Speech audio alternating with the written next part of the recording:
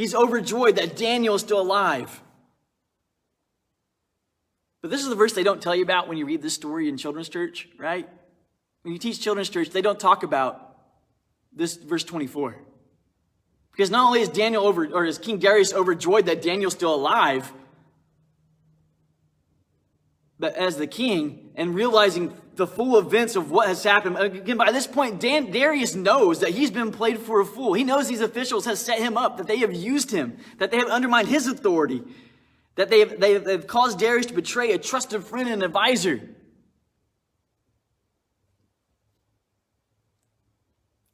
So not only is King Darius overjoyed, but also King Darius is outraged. He is outraged at these officials for what they've done. So verse 24, this is the verse they don't tell us about in children's church. It says, the king then gave the command, and those men who had maliciously accused Daniel were brought and thrown into the lion's den. And it says they had not reached the bottom of the den before the lions overpowered them and crushed their bones. See, they had schemed against God. They had schemed against man. But what they didn't anticipate is when you scheme against God, when you scheme against other people, you're actually scheming against yourself. And because their schemes came to light and people recognized what they were doing, and because the king recognized it, what happened? They ended up in the lion's den. The very trap, the very lion's den they had set up for the enemy, they ended up in there. And kind of a proof of the miracle here, notice at the end of 24, it tells us how hungry the lions were. Right? And so when Daniel's in the lion's den the night before, it's obvious Daniel was not eaten. And remember, lions, they hunt at night. They are nocturnal hunters for the most part.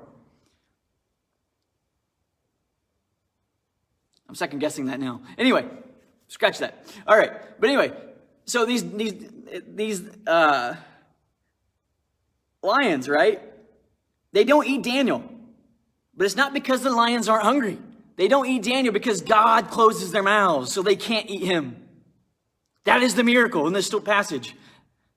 And that is the miracle that changes the perspective of King Darius.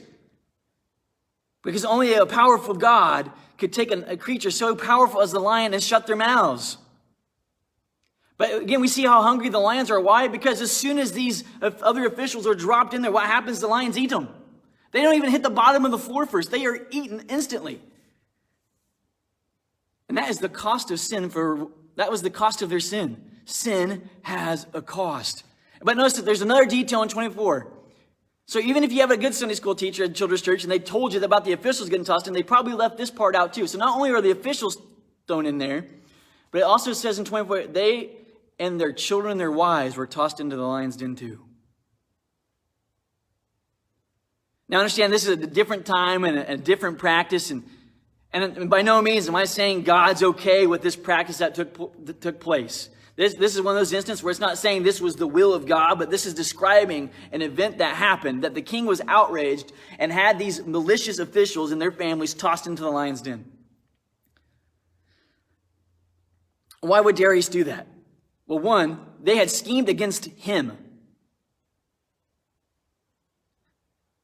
And so the officials deserved to be punished, but what he was trying to avoid was by punishing the appearance, he didn't want to create a family feud between him and these families. So he destroyed these officials and their entire legacy because of their decision. So not only did the officials scheme against them, not only did the sin that they schemed against God and against man backfire and end up scheming against themselves, but ultimately the cost of their sin didn't just impact them.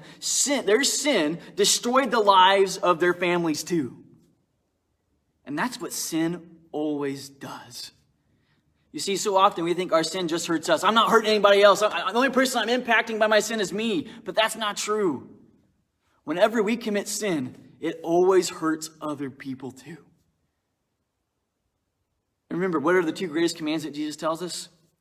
Love God and love others. And essentially, in a nutshell, that's the definition of holiness.